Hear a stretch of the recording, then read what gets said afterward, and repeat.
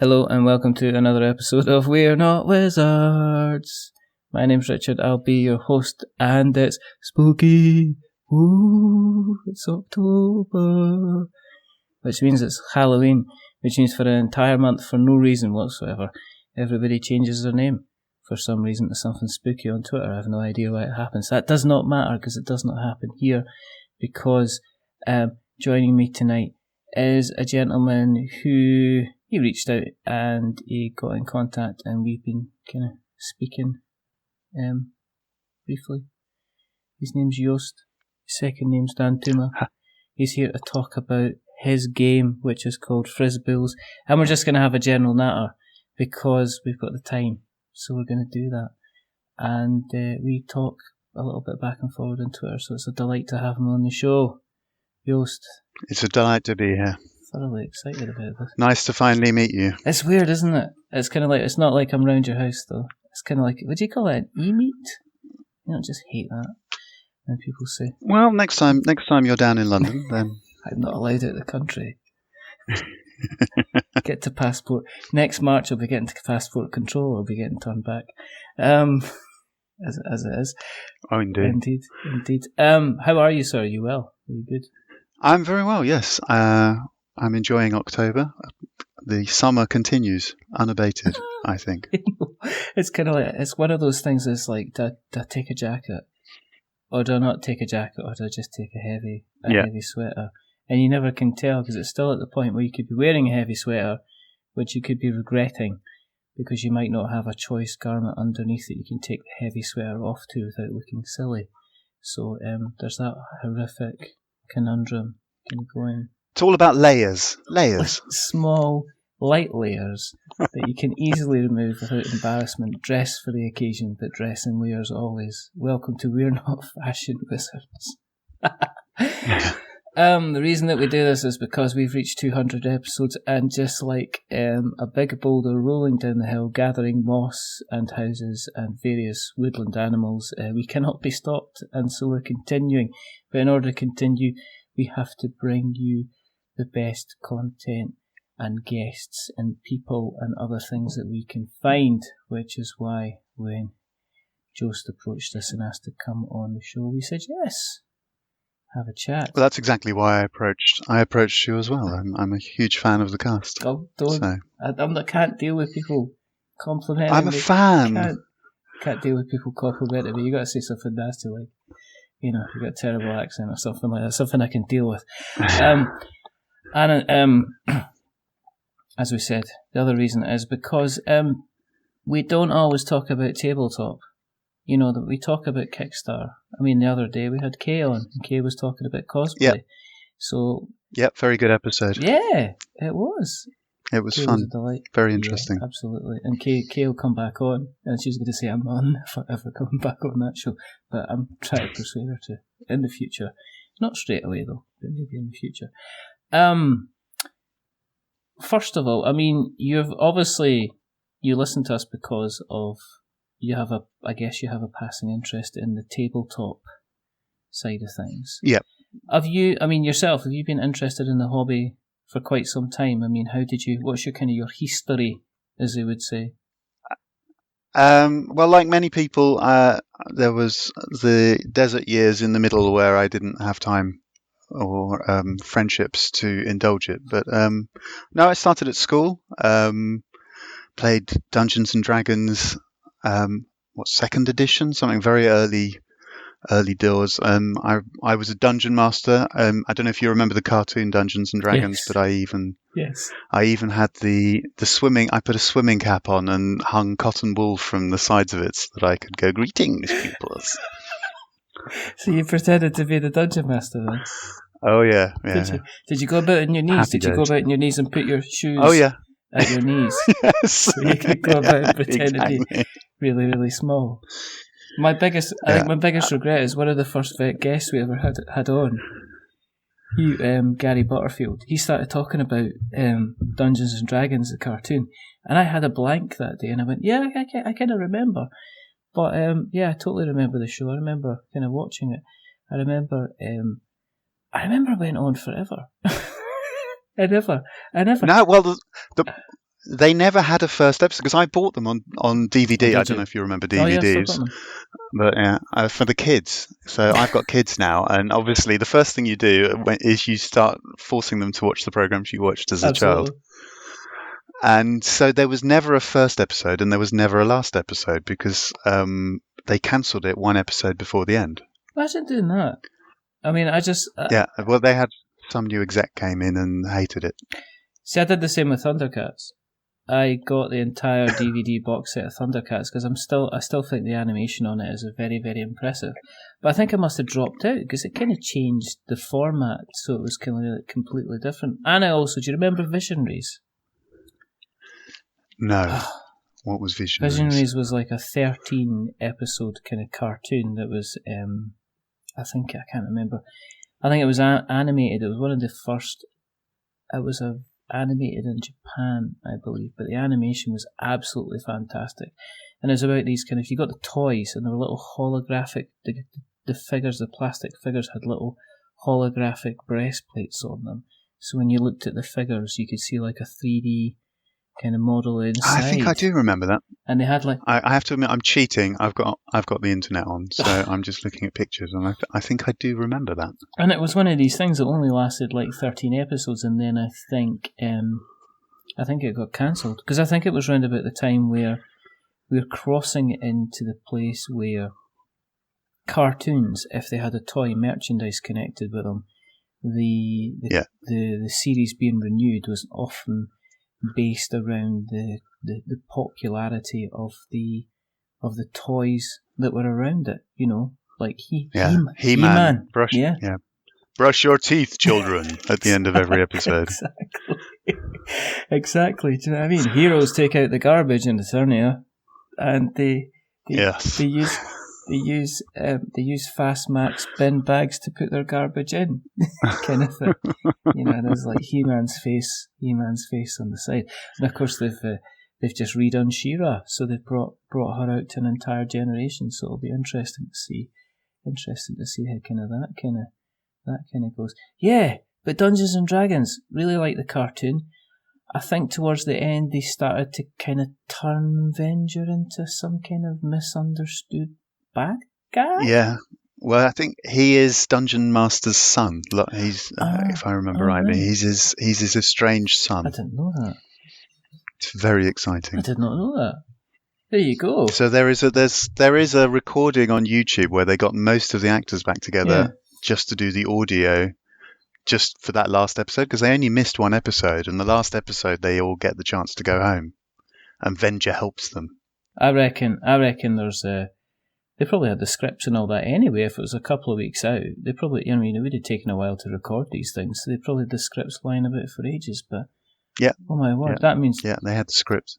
You realise we have to put the link to that YouTube video in the show. Oh, do I have to find that for you now? It's up to you. It's entirely up to you.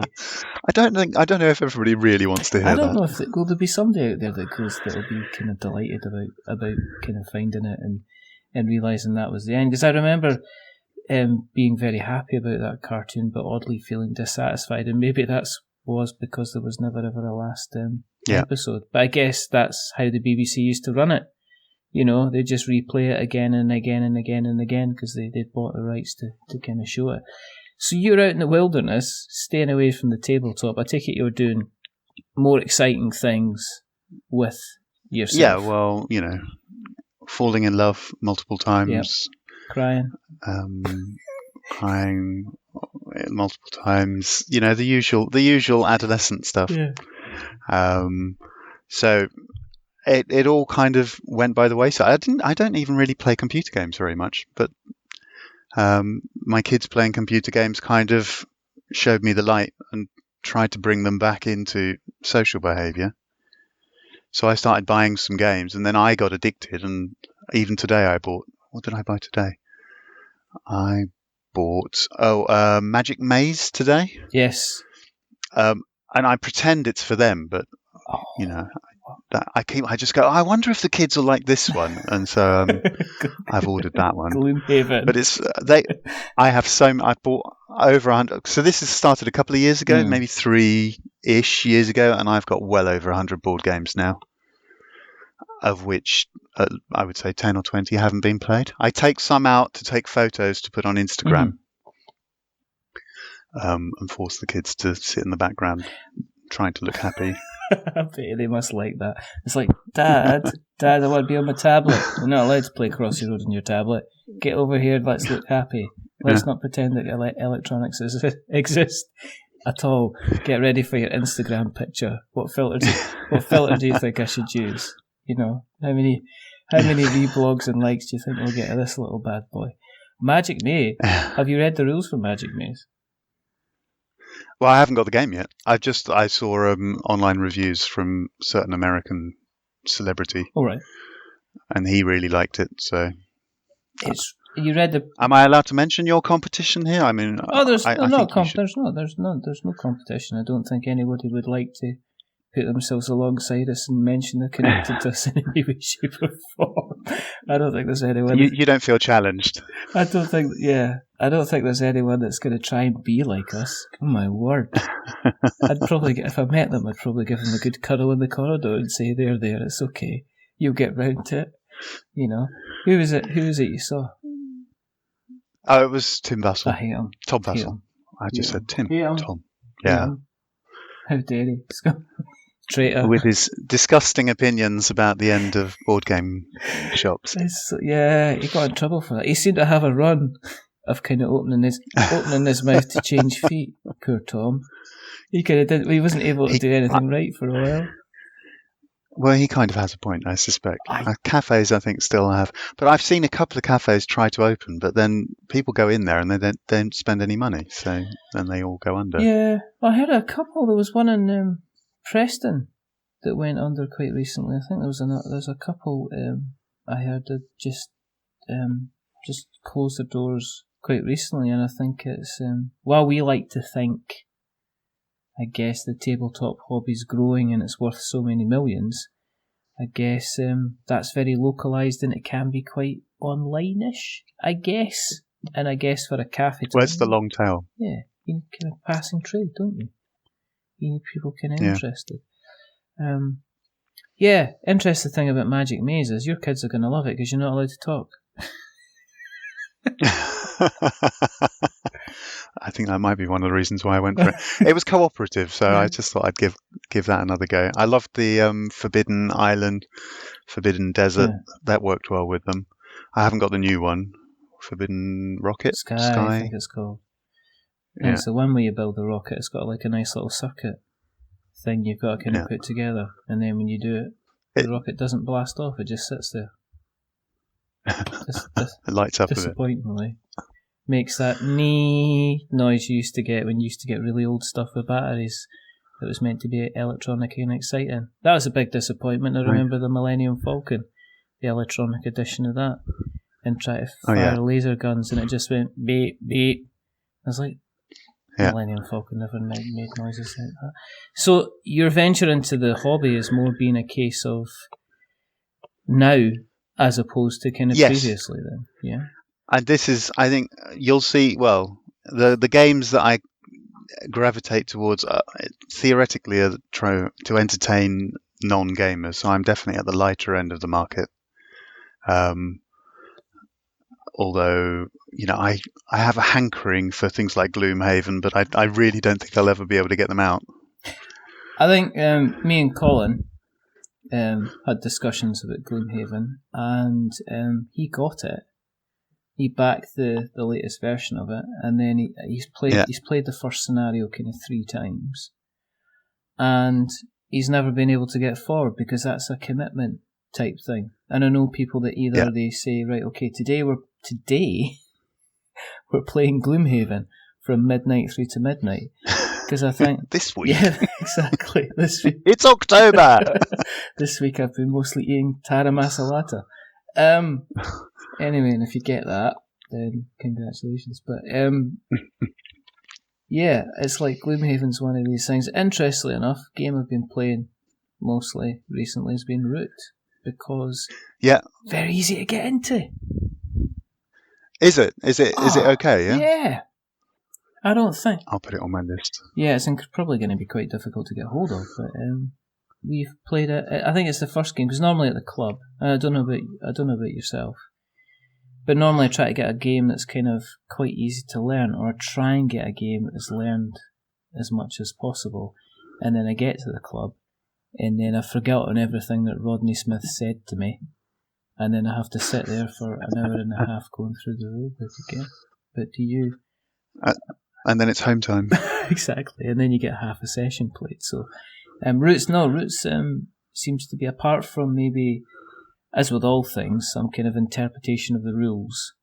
With these things, it's always been kind of good fun. So, is your shelf, is it full of? I mean, do you hanker after something with the depths and the, let's face it, the commitment that's required for Gloomhaven, but you've ended up kind of going towards your lighter games of this world, your kind of arena games and Sky and stuff. I do enjoy the lighter games, but that's partly, I guess, the experience of playing it with family. Mm-hmm. But deep down, Dungeons and Dragons haunts my marrow. And in the end, I want to get them back towards, that sort of cloud. I've got them up to, they're really enjoying Hero Realms, Star Realms, and then the newer one, Hero Realms. Yeah.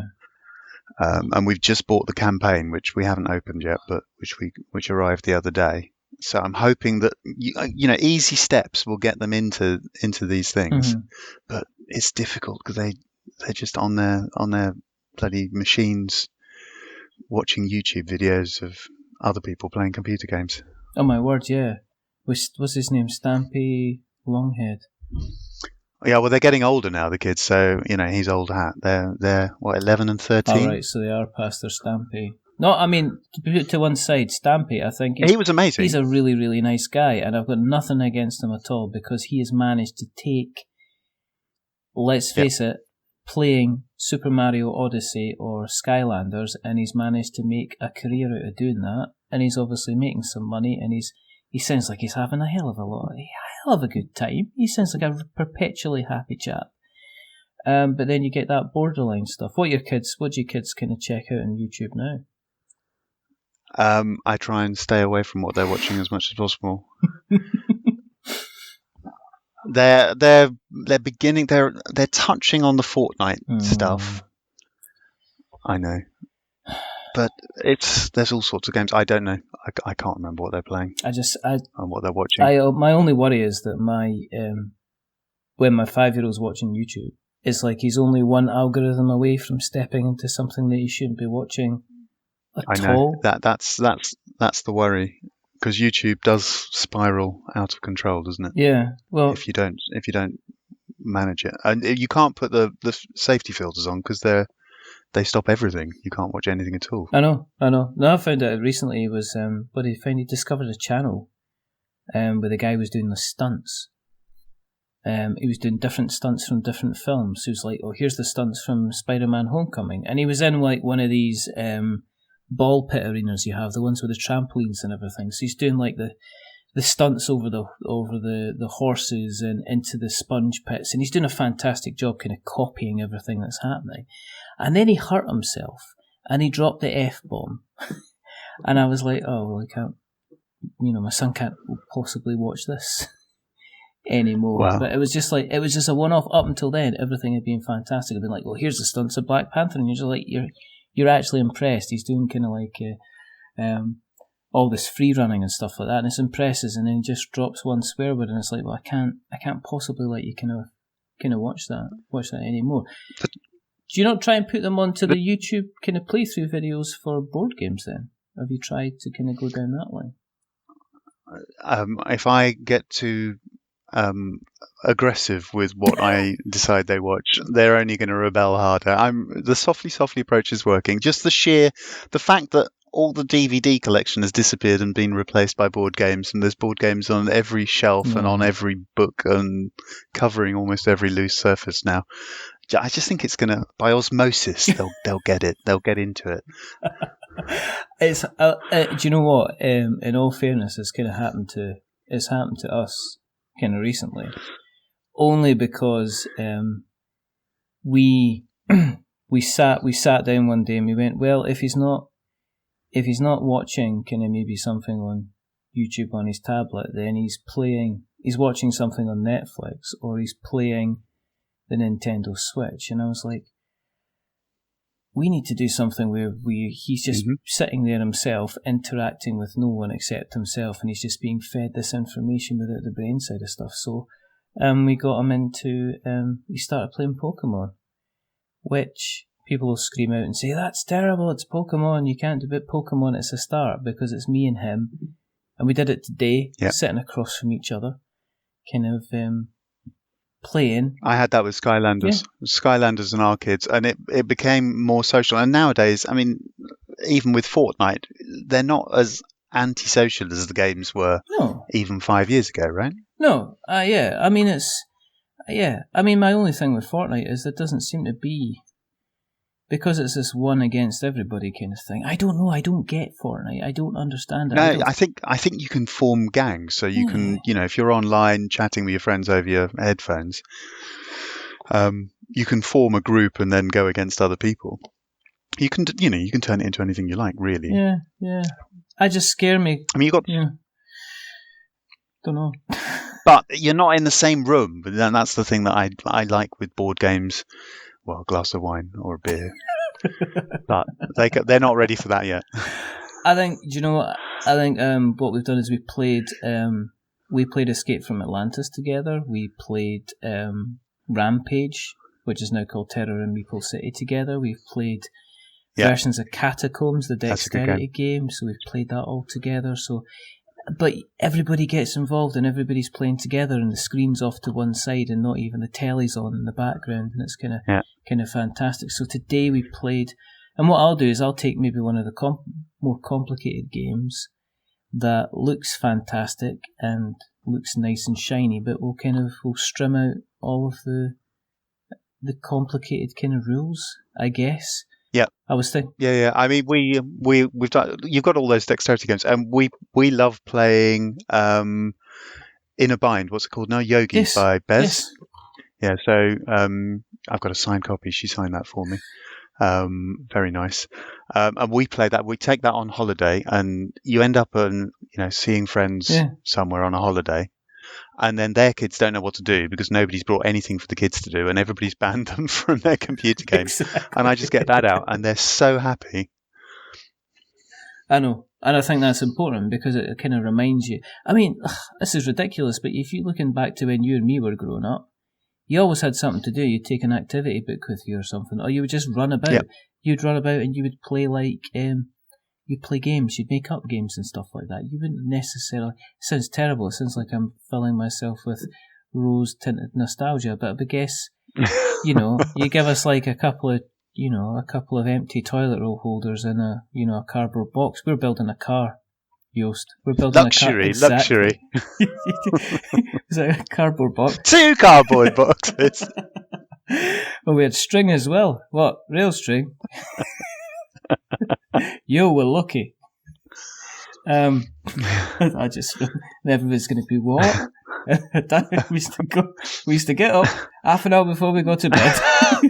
and Dad would chop us up with a knife. He'd bite us with an inch of a life. He'd resurrect us in the morning and we'd do it all again. Yo, we're lucky. But no, I mean, that's what it's like, and I totally see that. I mean, I've taken... King Domino's a big one for us. I mean, we'll like... Oh, okay. I think the number of times I have taken a copy of King Domino somewhere, and my son, both of them, they all know the rules like really, really well. And it's really, really easy to take... Because this is the thing, right? If I take, like, say, King Domino to an adult and say, do you want to play this? We're like, what's that? It's like, what is it like Domino's? Well, don't like Domino's. Domino's is rubbish. But if I like put it like in front of like a 7, 8-year-old kid and say, right, this is a game, this is how you play it, and they get it so quickly, and the next thing you know, they're getting their strategies together. And the number of times I've played King Domino, and I know why it won awards, because it's so simple, but from an accessibility point of view, it's absolutely brilliant. Yeah, and they do get it. They are very quick. If they see a long, complicated rule book, they'll run a mile. But and it's got it's pretty enough to draw them in, isn't it? Yeah, and Kingdom, it's one of these things you can teach them, and you can teach them the core fundamentals of it within 5-10 minutes. And and then watch them learn strategy. Oh, it's just it's just kind of fantastic. Is there anything that you're kind of you're lusting after at the moment? I mean, you mentioned obviously there's the practical balance between the games you can actually play and the games that you actually want. So, is there any games that's kind of piquing your interest that you've went, oh, really, I would love to get a hold of that? What? I just generally. Well, we'll have a look, but I quite was interested in Robo Rally. I haven't seen it, but my son is quite into computer programming and things, so I thought maybe Robo Rally and things. He's 11. I don't know if he's old enough. Have you played that? I've not, but I have played Mechs vs. Minions, which people say is very, very similar in terms. Same programming thing. You select like 4 or 5 commands, and then you work them along, and and it's just like that. It's just like I've heard it's very, very similar to Robo Rally. But yeah, I think the thing with Robo Rally is I don't know how difficult or how easy it is to get hold of, because I know it was kind of like a kind of a platinum cardboard darling in that it was like I know. difficult to find. And every version's considerably different from other ones I heard, so you have to kind of be careful. You have to almost Antiques Roadshow it and look for the specialist marking to see if it's the proper one, the proper one that you want. And then Clank. I'm aching for Clank, or probably Clank in Space now, but that push your luck stuff, it works for me. Clank was another one of these games that has very many. It's got layers. It's kind of new. Oh, so I'm going to go Shrek, aren't I? It's like an onion. It's got layers, but it's very, very nuanced game in terms of, somebody says, okay, just go down there, see how much noise you can get. If you make too much noise, the dragon will come and get you, kind of thing. But then there's all the different various little. I remember we had a very, very good teacher who taught us about how to play Clank, and it made the entire game such a joy to learn and joy to play. I don't know if Clank in Space if it measures up. I'm assuming it does.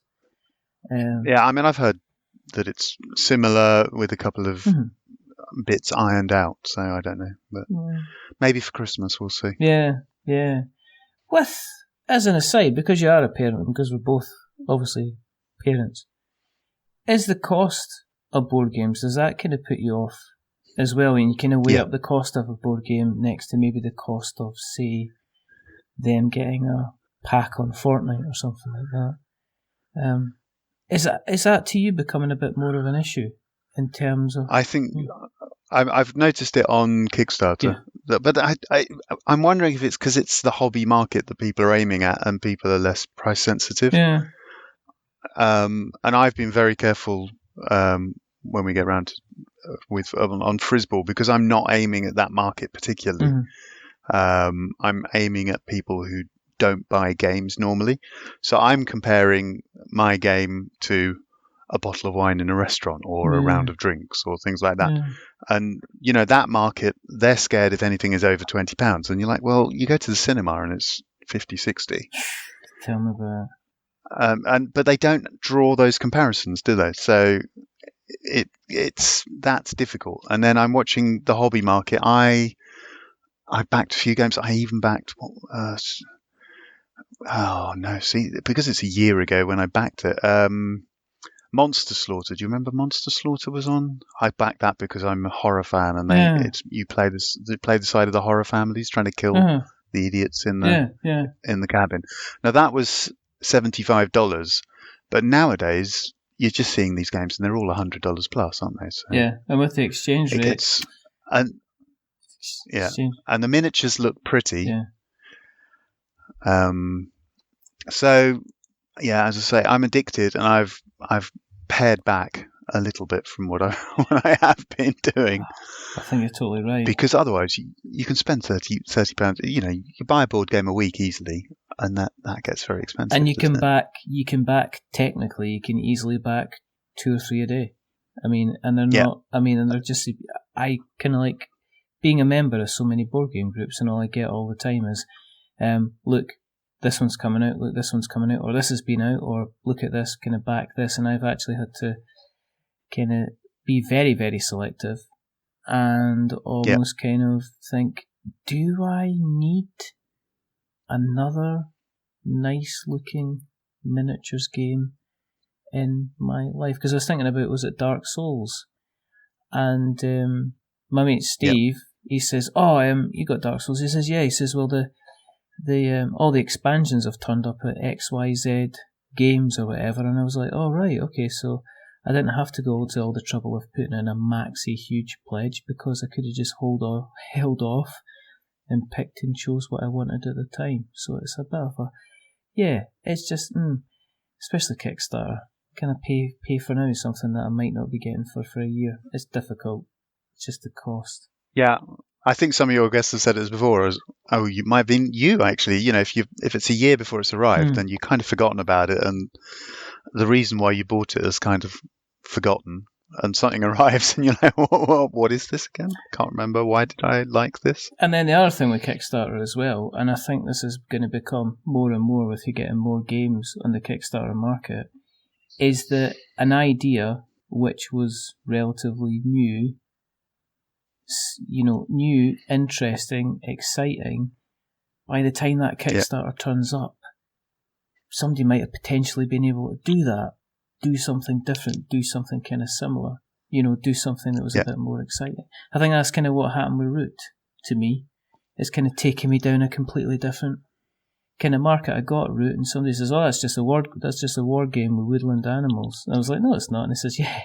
He says, you run this side by side with a lot of war games and how they play, and Root's kind of right up there." And I was like, I hope that doesn't mean I'm a war game. I'm not a war game. I'm not one of these. I need to better go and contact Katie at Katie's Game Corner and ask for my copy of Twilight Struggle, if that's going to be the kind of case.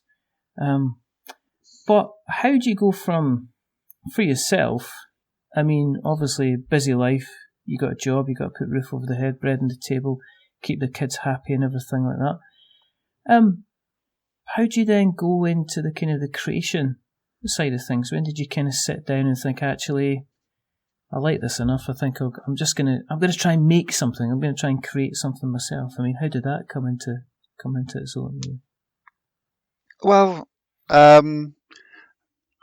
I've always had a little bit of that creativity. I mean, if you're going to be a dungeon master as a kid, you have that to begin with, because you're creating. I'm just thinking you're creating a world, right? I'm thinking swimming cap. Yeah. It was a bright red swimming cap as well. I couldn't find a pink one, so it didn't work.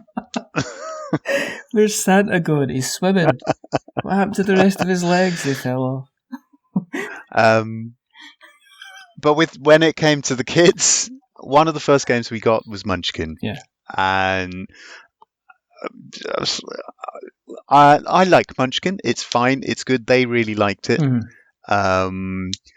But I then immediately had, the vision of Munchkin, but as a dungeon crawl. So actually evolving a space as you moved around it. And we're all creative deep down. I'm finance in my main job, which is very dull until I'm being creatively financed. Mm-hmm. Say no more. I'm not going to say anything. So, I think, like many people, everybody has these creative instincts, and I just went with it because I have the kids, and then I try and bring them in because I want them to kind of be creative, and kids are so creative that I then try to encourage that with them, and I ended up, creating my first. So I go to the playtest. I'm in London, and I'm in the playtest group with lots of these proper designers. Well, it's wonderful. They're so friendly. It's amazing. But I brought that along. So this first dungeon crawl that I'd come up with, and obviously they tore it to bits. But many people only go once, and of course, when they did that, I took the bait and I just started coming up with other game ideas that I'd had at various points. You did decide you like quit, and folk were like that. We've got rid of him. But then I came back with another game. What did he come back for? We need to be nastier with him next time, kind of thing. Yeah. And so coming up with game ideas isn't a problem generally. Mm-hmm. It's one of those things where everybody has ideas. The trick is to write them down and then sometimes to blend two together into something that's even better, and just try and shape them. So being creative wasn't ever the issue. Yeah. It's the application. It's the same with myself. It's like I'll get somebody on the show. Like, when Jeremy was on and we came up with a Weather Gods game. Yeah, that was brilliant. I was writing notes. I thought, third person that's kind of like, is that Weather Gods game? That says like I am the god of fog. Exactly. A light mist. I'm the god of slight frost. It's not slippy enough to do damage to you when you fall, but it's slippy enough to cause that annoying, really hard frost in the car. Yeah, kind of thing. And I got a couple of folks saying, that sounds like a really, really good idea. And I was like, yes, I know, but I'm have like 20, 30 ideas kind of like a month, but I say, it could be, I don't know, it could be pushing a wheelbarrow. You're pushing a wheelbarrow down the street, you're going to be collecting different things, and then what you have to do is you have to decide it's a wheelbarrow race. So the idea is, do you collect stuff because you win more points for collecting more stuff at the end, or do you keep your stuff lighter so you can continue and win the race kind of quicker? And you've got to balance your wheelbarrow left and right, otherwise it'll flip over. Exactly. There's a whole thing, and you can wear different shoes. You can decide to wear wellies, which will slow you down at the very, very beginning. But when you get over the rougher ground, if you're going over Auntie Mabel's back garden, it means like she always keeps the place a little bit wetter than normal. So but you get extra. That's when the clown shoes exactly really work. The clown shoes. They're not very good, but they're funny. But so I have ideas like that, and I've focused on, you should do that. And I was like, yeah, I know, but then it's sitting down, and my difficulty is having the kind of the time. So when I speak to somebody like you, and you're saying, well, actually, this is what you need to do. I'm going to the playtest stuff, and you're going back after you get kind of torn apart. Did you go any further with the dungeon game? Is that being worked on, or have you? That did it slightly, but you come up with other ideas, and I'm learning. I mean, that I had no idea at that point, and you are learning and listening to podcasts. A lot of people and a lot of blogs are very good at helping you through the morass and what will work and what is likely to be a dead end. Mm-hmm. I think the trick is write it down, and then that testing group gives me the discipline to try and put something on a table. Yeah. And very few of them come out more than once, but at the same point, it's all building up, and you'll go back to something you did 6 months ago, and you've got a new angle on it. Yeah. And they're always getting better. But then you have the problem, which a lot of people talk about, which is you can constantly be tweaking games. In the end, you have to put something out, right? That's my fear. You have to go for it. That's my fear. Is that, and I've mentioned this before, that I am an art. I have done art. I have drawn art. I draw art for people. There's a lot of my friends that have pictures that I have drawn of them as various video game characters, film characters, whatever. I like to draw people. It's kind of like a hobby of mine. But I am the world's worst for continuing to work on something even though it's obvious it's finished. Do you know what I mean? I did a picture of a dog. Yeah. I did a picture of 2 dogs. They're dogs. But I was going like, this fur here, I need to work. This fur doesn't look in the right direction, so I was working away on it.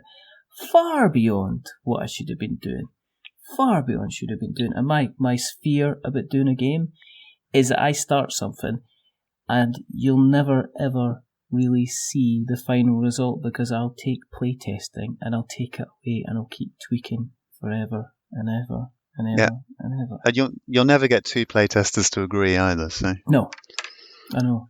Is it difficult kind of having that kind of feedback from people who are kind of, I guess, they can be quite brutal I mean, is it... No, I prefer it. Well, I'm Dutch, so Right, okay. deep down, I prefer the bluntness. I've got a thick enough skin, Uh-huh. and I understand they are very nice. Yeah. And so even when they're being brutal, they're trying to be nice. Yeah. And I've obviously got the same thing because I'm feeding back on other people, and I do apologise to them beforehand because I can be quite blunt.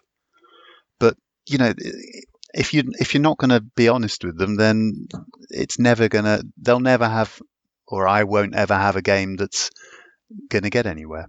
Yeah. And it's always they're nearly always right, and you can always disagree and ignore one or two, but if two or three people do say the same thing, then there's an underlying problem in the game, and you've got to shelve it. And my trick is I've got enough games, so I just shelve it and then come back to it a month or two later and have another look. Do you generally concentrate on one kind of genre, or do you? I mean, no, I go the opposite way. I try and give myself some sort of constraint and go for a type of game. So I've just been signed up by Button Shy for a micro game, and that was me challenging myself to do a game, and I wanted to do a party game. So it was a party game that was with 18 cards or less. And you have lots of different things that you throw in the bin, and in the end, I entered the Button Shy contest. This was 2 years ago, not the last one, but the one before.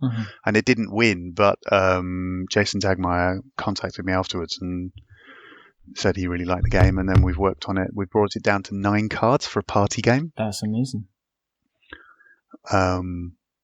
So that's, and it's the constraint. So, another game, I will say I want to do a game and I'll just give myself an object. And, a lot of these things don't work, but that's how I get the creative juices going, I guess. Yeah. See me. And then you'll get ideas and they won't all work, but you write them down, and occasionally I scan through all the old ideas and something triggers. I think the thing about board games is that you're always going to potentially be hitting what other people are doing as well. And I think you just have to. I think you have to run with it. I think there's a finite. There's not a case of finite ideas. I think there'll be mechanics. And I think the good thing about board games is we're not kind of patenting things and copyright. Well, obviously we copyright certain things, but you can't kind of patent or copyright kind of mechanics, which I think is a good thing. Otherwise, there'd only be about kind of 3 or 4 games. Do you have a big list then? Yeah, I wonder if that will be a problem later on when the whole market matures and people will just rip off other people's games. But at the moment, it's small enough that you'll ruin your reputation if you do something like that. Yeah, I think there was obviously that recent one with that game that turned out wasn't a game at all on Kickstarter, that it copied the Massive Darkness rules or something like that. Yeah. But I still think there's a chance. Word for word, yeah? Page for page. It's like, I felt so sorry. I didn't feel sorry for the person because they were obviously trying to pull a fast one over everybody.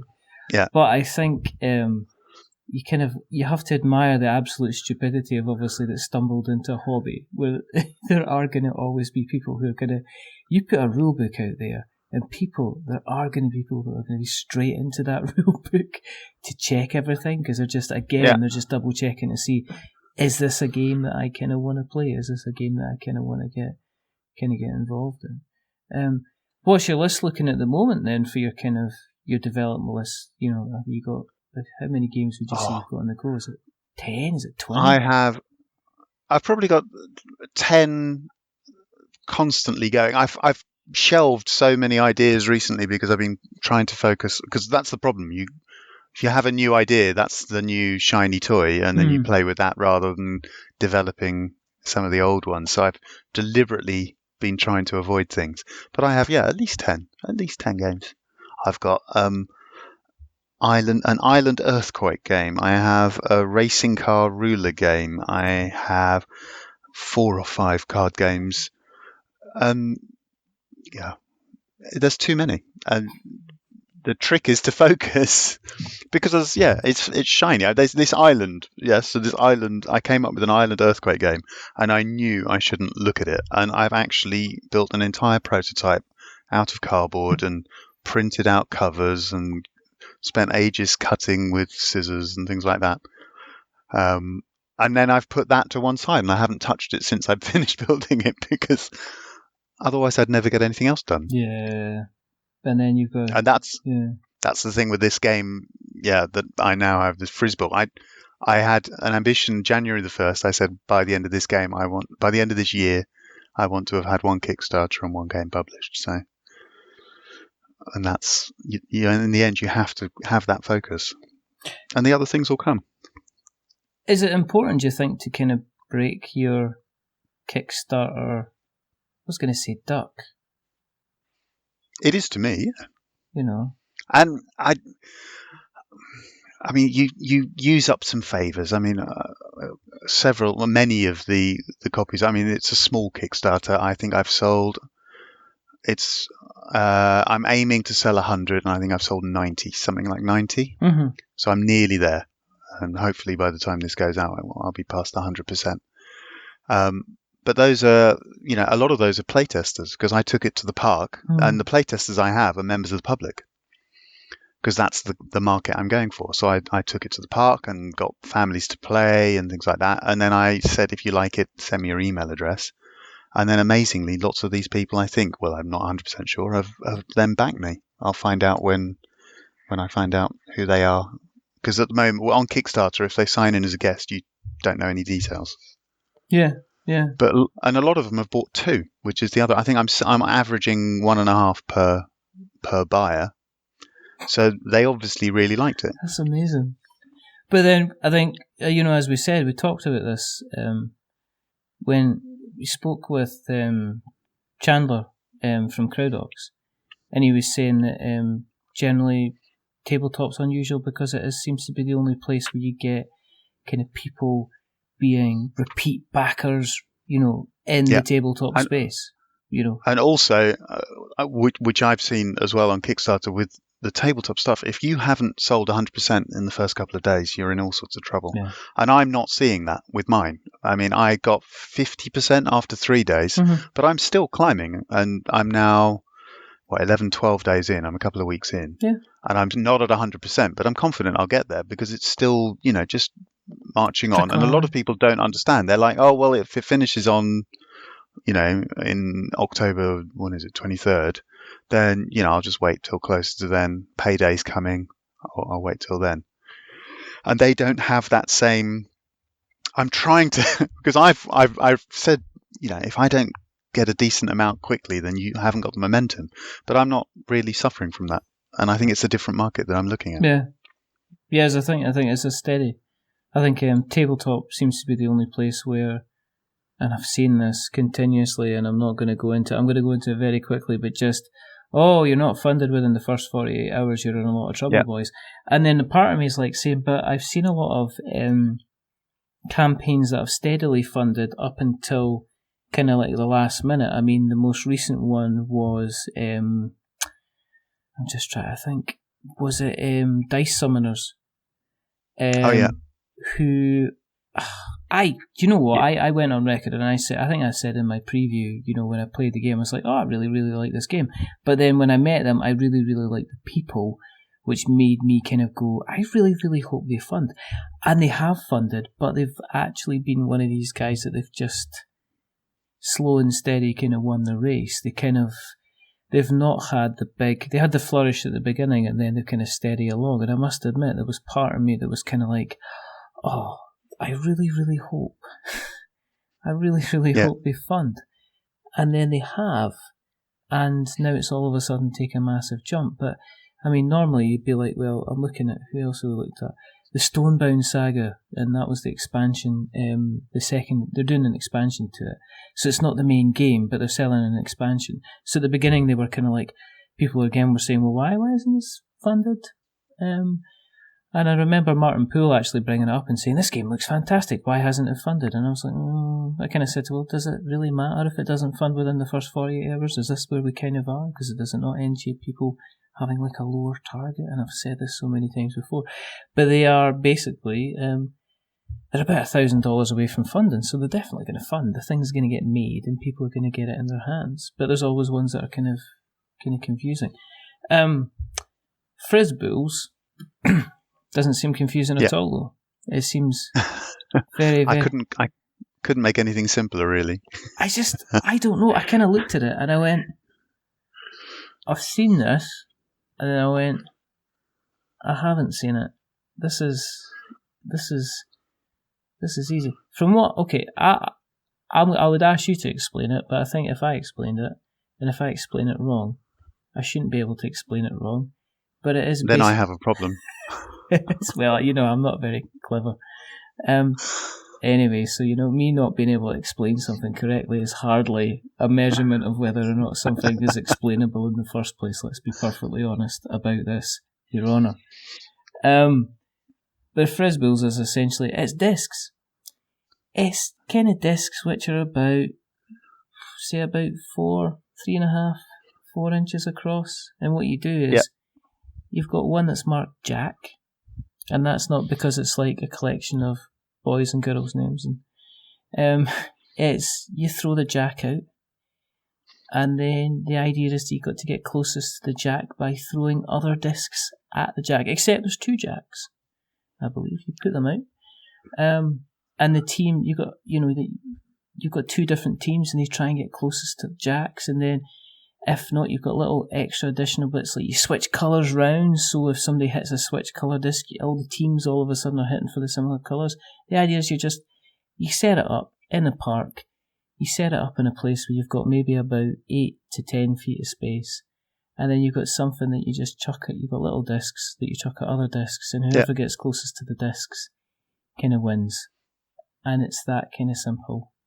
Is it? It's pretty much. I mean, it's meant to be a portable version of Boule or Petanque, any of the, those games with the metal balls, where like lawn bowls sort of thing, but you're throwing. But it's more portable.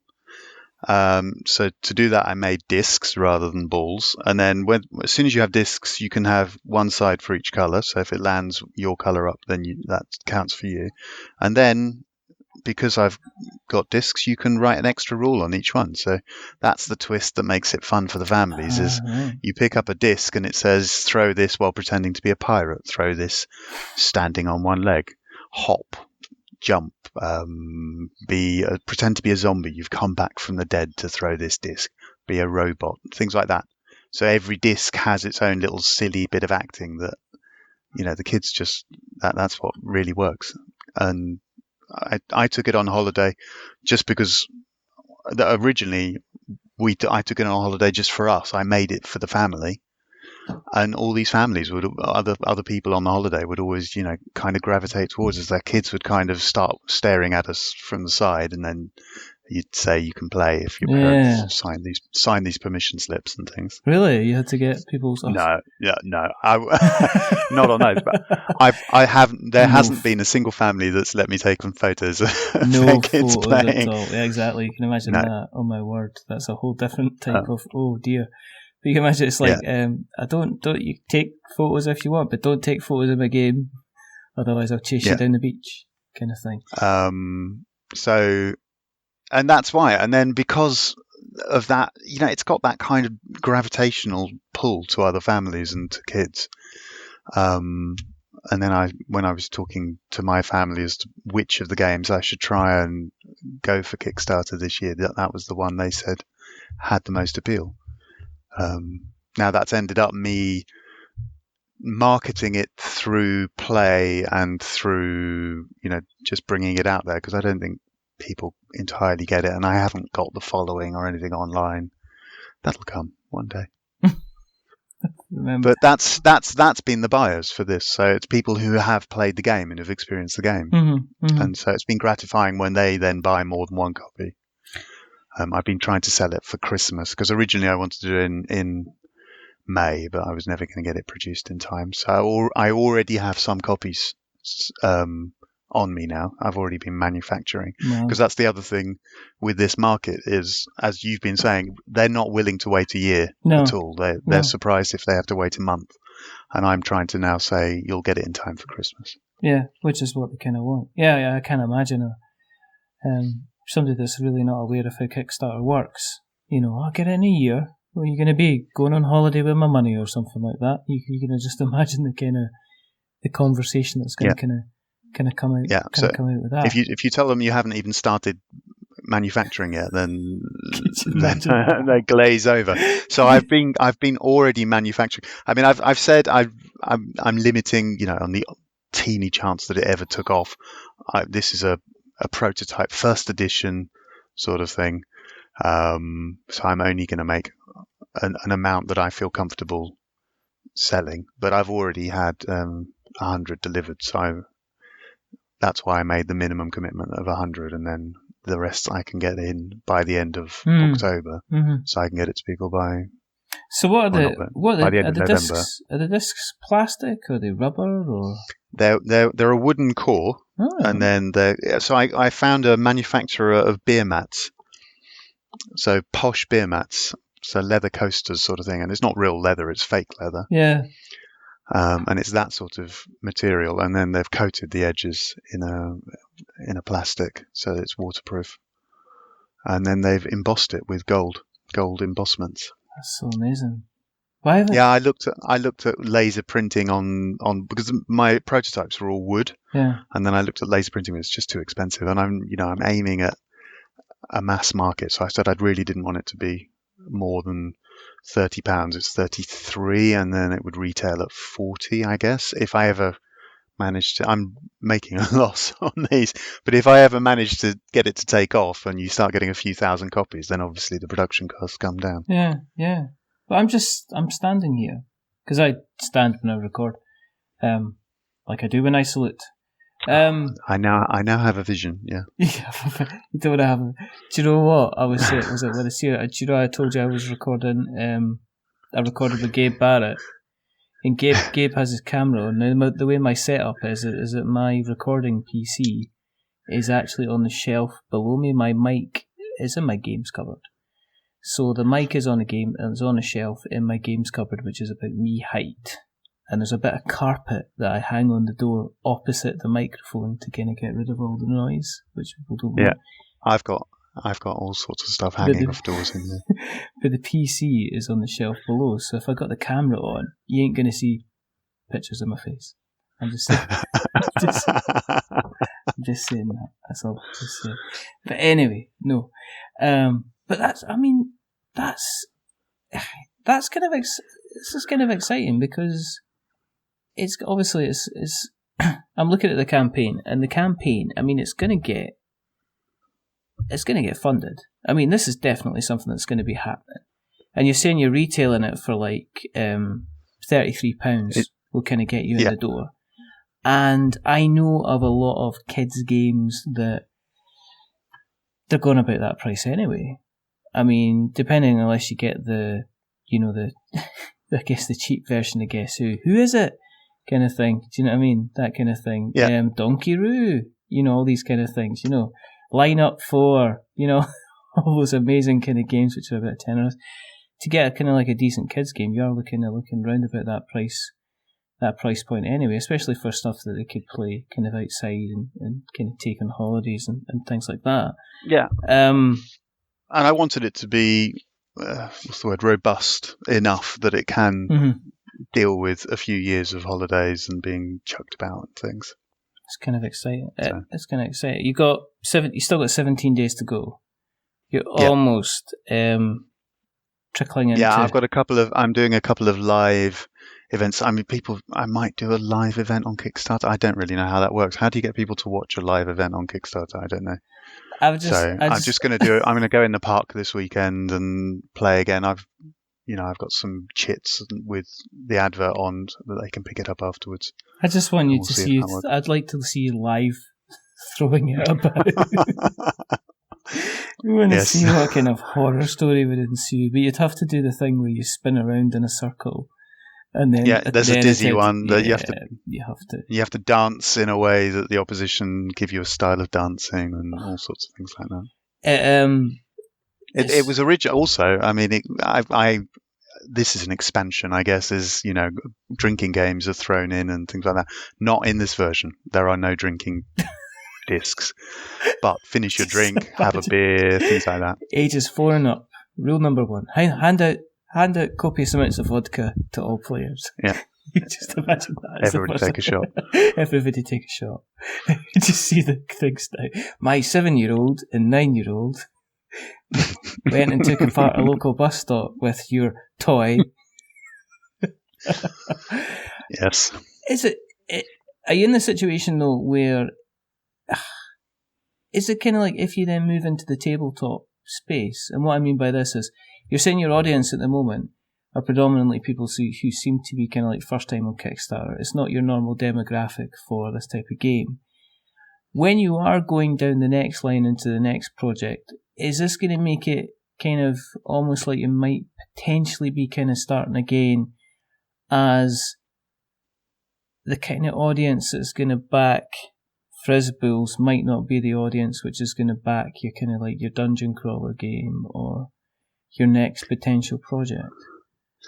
I have that worry. I think if you've had a successful Kickstarter, it will, and you've also delivered on a Kickstarter, because that's one of the things that people are worried about.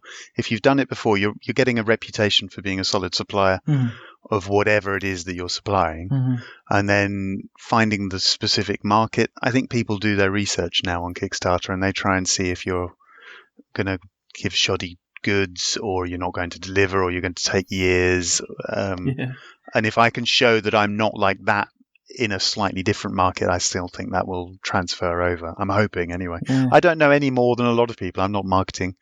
I hope these things will carry over and be seen as in a positive light. And I have done, as I say, I'm now published at least on a micro game, so I have a hobby game. That's coming out in December, I think. So in the end, you're building a brand, right? And even if the brand is at least being able to deliver and having a quality product, then I think that will transfer. Oh, it sounds like things are very, very exciting for you. It's fun. It's fun. And it's an adventure. I mean, what was the worst that could happen? Nothing, I guess, if you don't try, One of these days there will be a Weather Gods game that's appearing. But we should. I'll back it. I'll be there. Do you know what is going to be? I think potentially the card game is going to be appearing. The spelling game.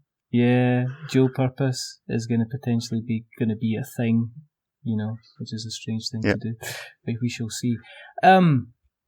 I wish you should go for it. I am. I have decided to. I need to do something, because otherwise I'm going to sit there and go, somebody's going to come up with a Weather Gods thing, and I'm just going to be absolutely gutted that it wasn't me, or Squirrel Valley, or whatever any other games of nonsense that I've thought about over the last kind of 2 years. Oh, I had it with Dice Summoners, because you had them on here, didn't you? Yeah. When I heard about it, I tore up one of my ideas from a couple of years ago. But there are only so many games, right? How dare they? I hope they fail. But they're not, because they're going to pass. It's all good. If people want to find out more about yourself, keep an eye on yourself and what you're up to, where can they find you on the interweb nets, sir? Well, I think you'll have my name in your details, which is Joost Dantuma, and just look for that on Instagram, on Twitter, Frisboules, even on. I think you can find me through that on Kickstarter as well. I use my own name on these things, and then Frisboules is you'll have that written down, Frisboules, and that's on Kickstarter. There is a website as well. It's not the most exciting. I designed it myself, and I'm not a web designer. It's all good. What we'll do but that's got videos and fun. There you go. And we'll make sure that we put all of the notes. Yeah, You've been doing this 207 times, you can't even get it right. I'll put all the links in the show notes so we have notes to show. It's the one line I need to get right at the end, and I've managed to completely fluff it up. I'm not going to edit it, because I need to give you a link, don't I, for Dungeons and Dragons final episode. Yes, you do. Yeah, get a hold of that. And if Joost hasn't given us the link to the final episode, we can hunt him down like the dog that he is, for letting us all down and never ever back any of his games at all. If you want to Well, keep... I hope to be back one day with something more suited to your audience. Well, you need to come back on anyway, because this has been an absolute lot of fun. If you want to keep an eye on what we're up to, then go to internet's webs and search for We're Not Wizards, and you shall find us across all of the internet webs in various formats like Twitter and, let's see, Instagram and Facebook. And we've got a blog which we write about stuff, which is we'renotwizards.blogspot.com. We have our website, which is we'renotwizards.com. If you want to send us an email, send it to magic@we'renotwizards.com. Yes, I am aware of the irony of the email address. Thank you very much. That's why I chose it. If you want to catch us on podcast catchers, catch us on podcast catchers where they catch podcasts like your Stitcher and Speaker and Acast and Podknife and even Podbean itself. You can find us on other places like Tumblr and Instagram, and don't know why we're on Tumblr, no idea. Apparently we're there. That's one of these things. We're on YouTube as well, so if you fancy getting your media from there, you will find every episode that we release is also on YouTube too.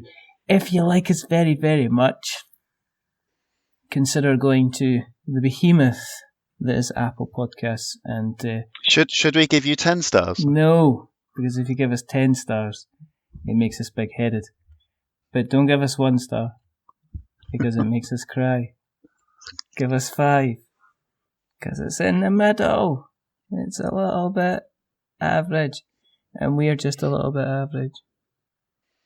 But the person who's not been average tonight is the rather wonderful, the rather fantastic. Throw him 6 feet in the air and let him land near a star. It's Joost Dantuma. It's been an honour. Thank you, sir, for coming on. And next time you have your next project on, you shall have to come back on. You have to. I'll give you more notice then as well. I promise. No, it's been brilliant. Thank you. There's only 2 more things to do. The first thing is to remember that we are many things, but we're not wizards. Are we wizards, sir? We are not. Fantastic. And the second thing is to say goodbye. So it's a goodbye from the rather wonderful, the rather fantastic Joost. Say goodbye, sir. Goodbye, sir. Every single time. And it's a goodbye from me. Remember, stay safe. Roll6s.com. And if you're out there and if you fancy doing something while you're out there, which maybe involves maybe not flicking discs, but chucking discs and having some general fun with the family, you have got like 17 days. And don't get them annoyed, don't get them bored, but maybe get them having fun and laughter and hysterics and chucking things like a pirate or throwing things like an astronaut or hopping on one leg while you're trying to reach the star in the middle of the garden. Check out Frisboules, and we shall make sure we put a link in the show notes so we have notes to show. But until the next time, goodbye.